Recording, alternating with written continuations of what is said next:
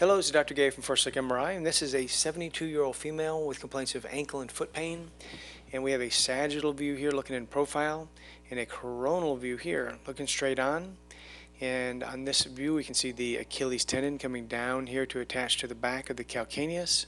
The back of the heel here and the Achilles tendon looks completely normal. There's no tendinopathy, no tear, no fluid back here in the retrocalcaneal bursa, so just nice normal appearance.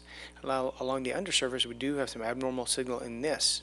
This is the plantar fascia that goes along the undersurface, and it attaches to the heel, the inferior calcaneus, and we see that there is hyperintense signal. And on this view we see that the signal is also too bright. It's gray instead of nice and dark. It should be really jet black, but instead it's a little gray here, and here it's really intermediate signal intensity. We see a bony spur along the bottom of the calcaneus. We call this an inferior calcaneal spur, and that can be associated with plantar fasciitis. So this patient does have chronic plantar fasciitis and maybe a little bit of acute active inflammation too, a little bit of brightness here, which means there may be some acute upon chronic plantar fasciitis. Now there's one other thing, and this is really why I'm showing this case. The patient also had a problem with one of their muscles. So if we look on this coronal view, we see the muscles along the plantar foot. We see these muscles here looking nice and dark, and we see this one that is too bright. Slide over on this one. Now we can see the muscle here. This is along the lateral undersurface, and this is the abductor digiti minimi muscle that goes to the little toe. And we can see right here that muscle is just infiltrated with fat, so fatty atrophy.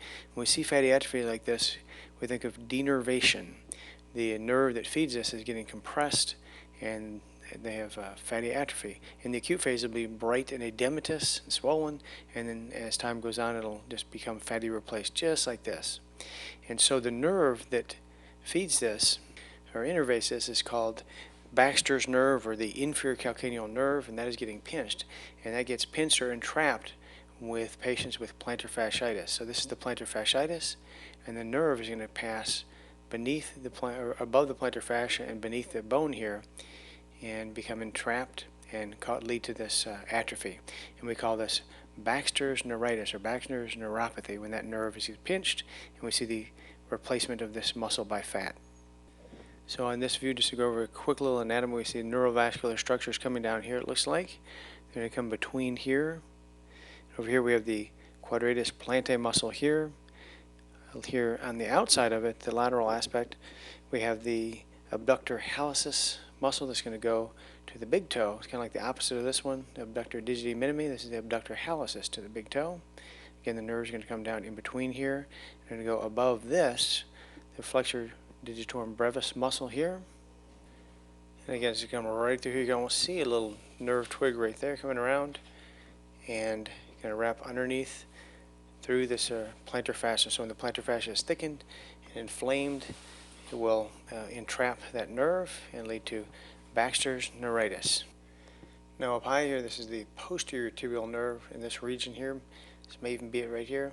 And the posterior tibial nerve is going to give off a couple of branches, the medial and lateral plantar branches, and then after that it's called the inferior calcaneal nerve, and that's the distal branch that's going to wrap underneath there, or Baxter's nerve, for a little anatomy there. And that's it. Thank you very much. Look for this little fatty replacement. It can be hard to see sometimes, especially if you have a fat suppressed image like this.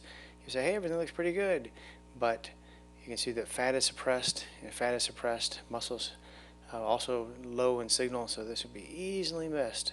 So when we look on the T1 weighted images, it really stands out better. Thank you very much.